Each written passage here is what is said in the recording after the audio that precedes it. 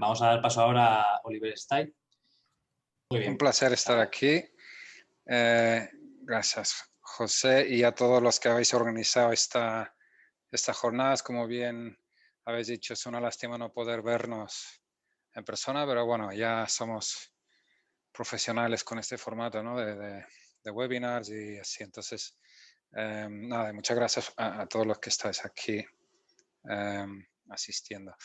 Quiero compartir una presentación acerca de un sistema de aprovechamiento de excedentes de fotovoltaica para la generación de agua caliente sanitaria a través de un caso práctico. Bien, un poco de contexto. El consumo de agua caliente sanitaria en edificios de consumo casi nulo es a veces mayor que las de calefacción y refrigeración. ¿Por qué?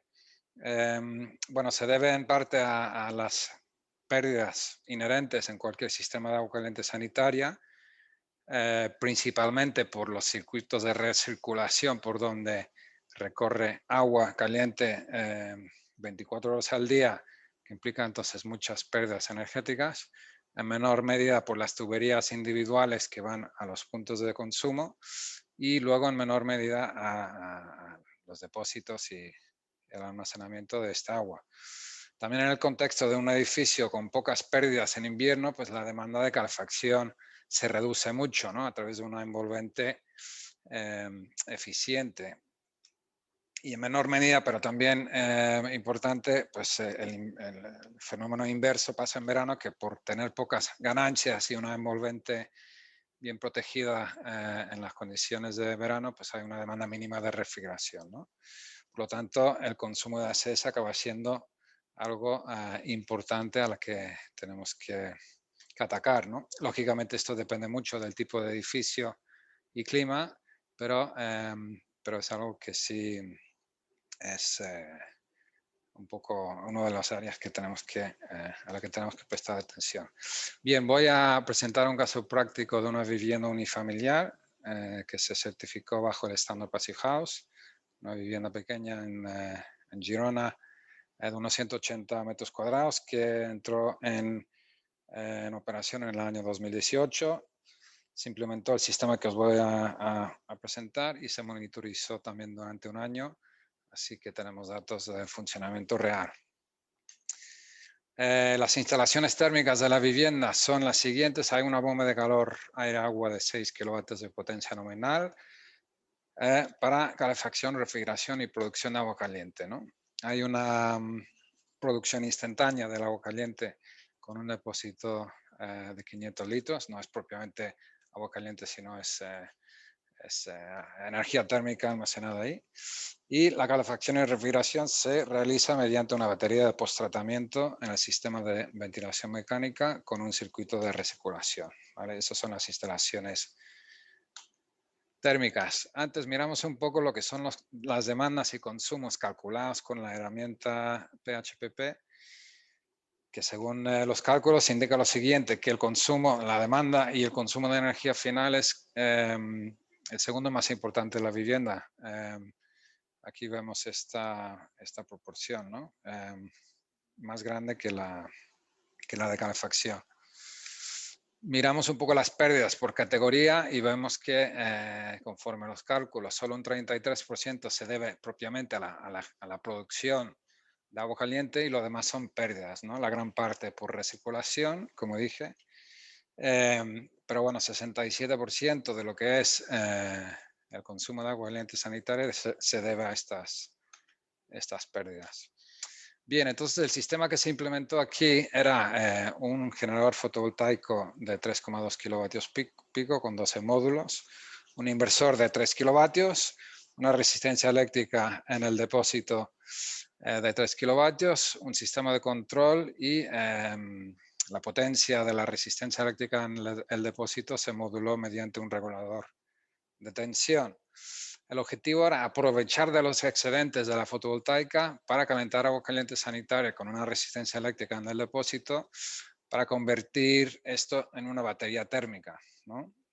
Entonces el funcionamiento del sistema es básicamente esto. Cuando hay sol y consumo de los equipos se autoconsume y se tira de la red, ¿no?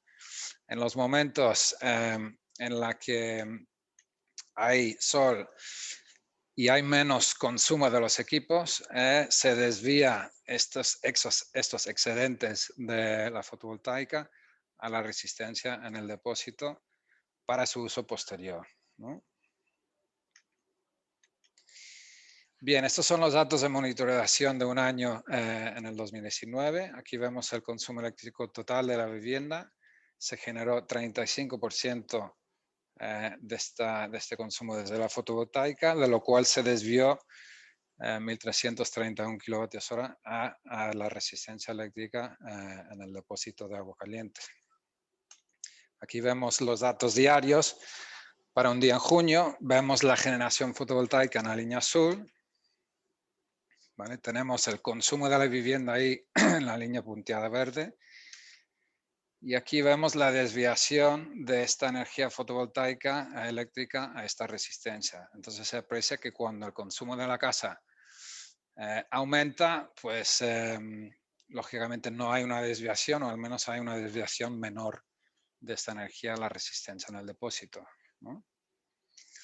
Aquí vemos otro día en la que apreciamos la producción fotovoltaica, el consumo energético total, la desviación a la resistencia en el depósito de agua caliente, la temperatura en el depósito de agua caliente y aquí el consumo de la bomba de calor. Entonces lo que se aprecia es que cuando hay ocupación y uso de energía en la casa alrededor de las 12 horas a mediodía, los usuarios se van, hay sol, el consumo se reduce y se desvía entonces esta energía al depósito de agua caliente, que es donde sube ya su temperatura y se almacena ahí para su uso en la noche.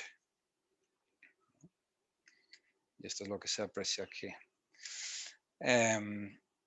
Entonces, bueno, para concluir, es claro que es importante como primer paso diseñar sistemas de agua caliente sanitaria eficientes, minimizando pérdidas y proteger contra la legionela con sistemas tal como la ultrafiltración y o la desinfección con cloro,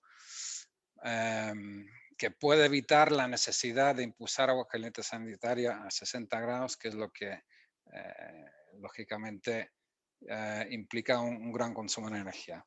A partir de ahí, ese tipo de sistema puede ser interesante porque, aunque sea un ejemplo a pequeña escala, con un generador fotovoltaico de 3 kilovatios pico se puede cubrir aproximadamente un 15% del consumo de agua caliente sanitaria, al menos en el clima de Girona.